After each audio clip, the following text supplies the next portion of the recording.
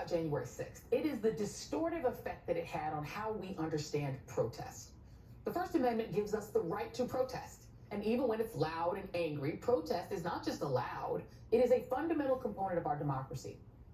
America's anti-war protests, the 2018 Women's March, the Black Lives Matter and civil rights movements, all are almost universally viewed as righteous uses of the First Amendment. Had those Stop the Steal Trump supporters just protested outside the Capitol on January 6th, we wouldn't be having an investigation or even a conversation about an insurrection. What you see here, this wasn't a protest. It was an anti-democratic faction seeking to keep Trump in power by forcing their way inside the Capitol, assaulting police, and hunting lawmakers, including the vice president, with the intent to intimidate or kill them. That was the insurrection. But because Republicans go to Republican, the party that backed the insurrection is now spinning any protest against their policies as insurrection.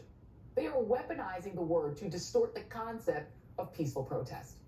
In Tennessee, students have been rallying for gun reform every day since last week's mass shooting at a Nashville school.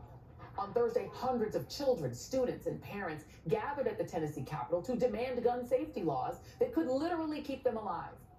3 Democratic lawmakers stood in solidarity with the youth, bringing a House session to a halt during the protests. Today, on the 55th anniversary of Dr. Martin Luther King Jr.'s assassination in Memphis, Tennessee, by gunfire, the people of that very state are demanding life over guns. But in an extraordinary and anti-democratic move, the Republican majority is moving to expel those 3 House members for supporting the students who were marching for their lives, calling them insurrectionists. Joining me now are 2 of those Democratic lawmakers, State Representatives Justin Jones of Nashville and Gloria Johnson of Knoxville. Thank you both for being here. I do want to start with you, Representative Jones. The Speaker of the House in Tennessee called the protest by these kids at least equivalent, maybe worse, than the January 6th insurrection. Outrageous. Your thoughts?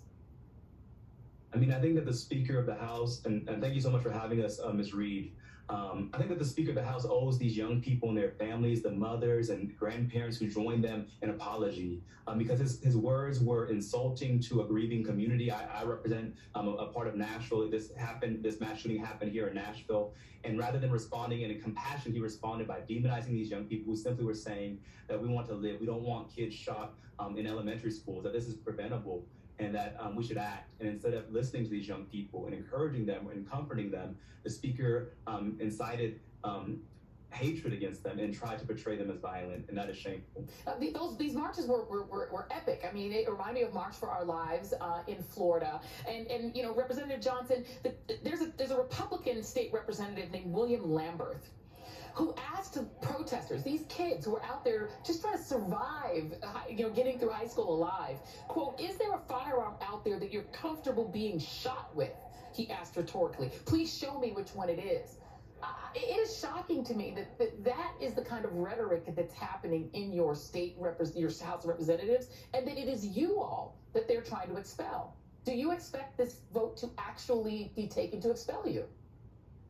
You know, I think that it likely will. I mean, they have not demonstrated any understanding. They can't read the room. They haven't demonstrated any understanding. They haven't, until, I don't know if he even looked kids in the eye when he asked that question of them. But when they walked into the chamber, past all these families that we spoke with, I talked to moms that morning who would drop their kids off and were so worried about were they going to be able to pick their kids up and would they be safe. And they didn't even look them in the eye. They didn't have a conversation. They didn't listen to them.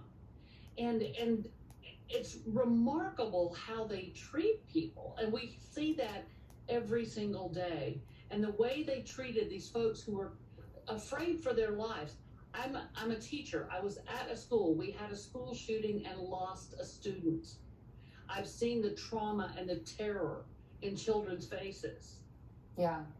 I don't know how you cannot listen to these people who are concerned. And Representative Jones, there's an incident, I'm going to show it here, I'm just going to let you talk over it, that it even appears that one of your colleagues physically shoved you, had physical contact with you. Can you just explain what happened? Last night on the House floor was a very sad day for Tennessee. our colleagues in a partisan manner, the first completely partisan vote for expulsion, voted to begin the process of expelling us. And as I was reporting the gallery, as they cleared the media and the people who were gathered in the gallery, the speaker ordered them cleared. I was reporting it, and my colleague, Representative Justin Lafferty, pushed me and took my cell phone and acted in a disorderly way. But he is not being threatened with expulsion. Instead, we three lawmakers who simply were saying that we stand with our constituents as they cry out and plead for us to take action on kids being killed in schools. We're being threatened with being expelled for standing and doing our jobs as legislators, just to listen to the grief of our people and to act on it. And last thing to Representative Johnson, have there been incidents that I understand have been like lascivious, like frightening incidents of a sexual nature for which there have been no attempts to expel members, right? Well, absolutely. I mean, we've had members pee in each other's office chairs. We have a child molester. We had a child molester on the House floor for years. He was an admitted child molester. I brought an expulsion for him. They had him chairing an education committee. He was a teacher and basketball coach that sexually abused 3 14-year-olds. And we tried to expel him, and they said, well, you know, his voters knew and they elected him, so Lord we can't Jesus. overturn what they wanted.